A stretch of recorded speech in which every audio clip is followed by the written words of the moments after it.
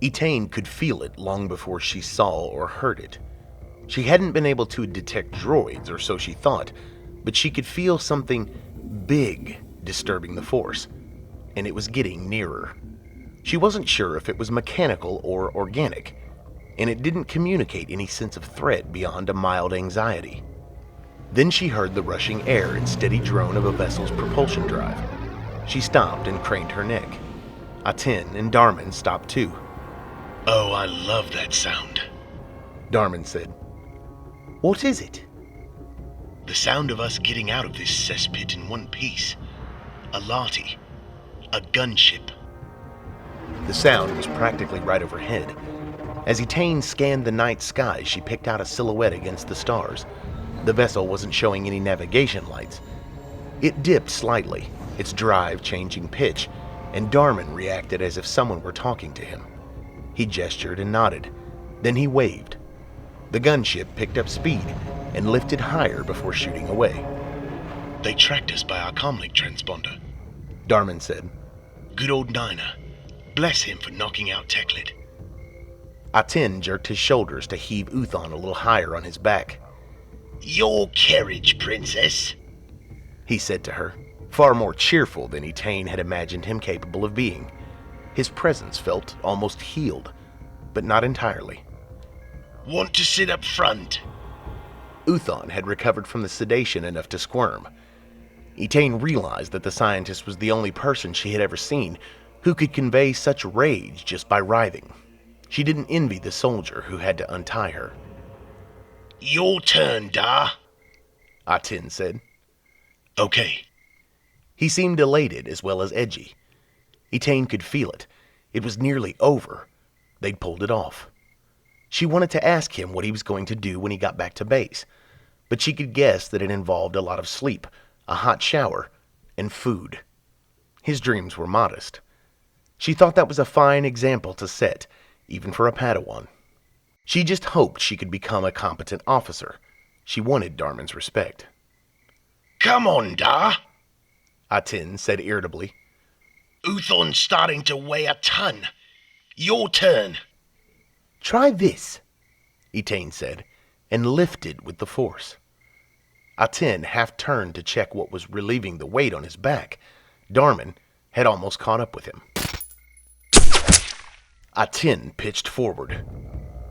Etain thought he had merely tripped, but Darman was now down on the ground and she followed suit. He was sprawled across Aten with his rifle raised. Aten wasn't screaming, but he was making a rhythmic noise as if he was trying to gulp air. Uthon was lying in a heap on the grass. "Man down," Darman said, unnaturally calm. Etain heard him clearly. He still had the voice unit open. "Sarge, Aten's hit." Whatever Niner's response was, Etain didn't hear it. Darman fired rapidly, and she saw the brilliant rounds fly over her head. Why hadn't she felt anyone behind her? Because she'd been distracted. This was her fault. If Aten died, she would have him on her conscience for the rest of her life. The firing stopped. It was over inside 30 seconds. The world had somehow gone back to the way it was before, except for Aten. Darman could obviously see something through his rifle sight that Etain could not. She watched him get up, run forward, and aim at an object on the ground. He switched on his helmet lamp. "One of Hokin's officers," Darman said. "A captain." "Is he dead?" "A single shot." "He is now," Darman said. This time Etain wasn't quite as appalled as she had been when Darman had dispatched the wounded Umbaran. She was wrapped up in concern for Aten. Her perspective had shifted radically. Aten was now worryingly quiet. When Darman turned him carefully onto his side, there was a shattered hole in his armor plate about 20 centimeters below his right armpit that was leaking blood. Darman took a small gray oblong container with rounded edges from his belt and emptied the contents on the ground. He shoved what looked like a field dressing in the gaping hole and taped it to the armor. "Get on," Aten said. His voice was shaking. "Go on. Leave me! Don't go all heroic on me or I'll smack you one. I mean it! Get Uthon out of here! Atin, shut up, will you? I'm not leaving anyone anywhere. Darman was working with all the precision of someone who'd been drilled repeatedly in combat first aid. He nodded at Etain. She grasped Atin's hand and squeezed it hard. That's what a Verpine projectile can do to Kataran armor. Easy, brother. I've got you. He removed one of Atin's thigh plates, peeled back the section of bodysuit, and exposed the skin. He held 2 short single-use syringes in his hand. It's going to hurt a bit, okay? Steady. Darman stabbed both needles into Atin's thigh in quick succession.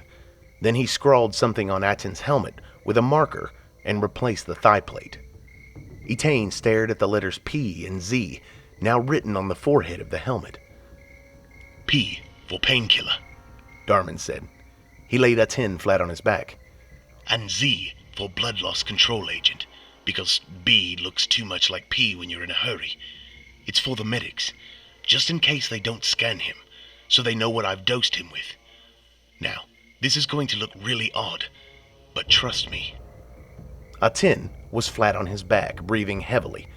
Darman slid on top of him, back to chest, then slipped his arms through Atin's webbing and rolled both of them over so he was lying underneath. Raising himself on his arms, he drew his legs to a kneeling position and then stood up with Atin secure across his back. He tottered slightly, but he didn't fall. Easiest way to lift and carry a heavy man, Darman said, his voice sounding a little strained. I could have done that for you, Etain said. Yeah, but he's my brother. Besides, you're going to carry Dr. Uthon. Etain felt momentary guilt for not checking on her, but the scientist was still laying their trust, quite silent, and no doubt bewildered. Etain leaned over her. Come on, Doctor, she said. She went to lift her, but her hands touched something cold and wet. There was a jagged sliver of pale gray plastoid alloy protruding from just under her ribs. It was shrapnel from Atin's armor. The doctor was bleeding heavily. Oh no, not this. Look, Darman, look! Fearfic, after all this rotten... No, she's alive. Just get her to the extraction point. They better have a medic on board. The disappointment was sudden and crushing.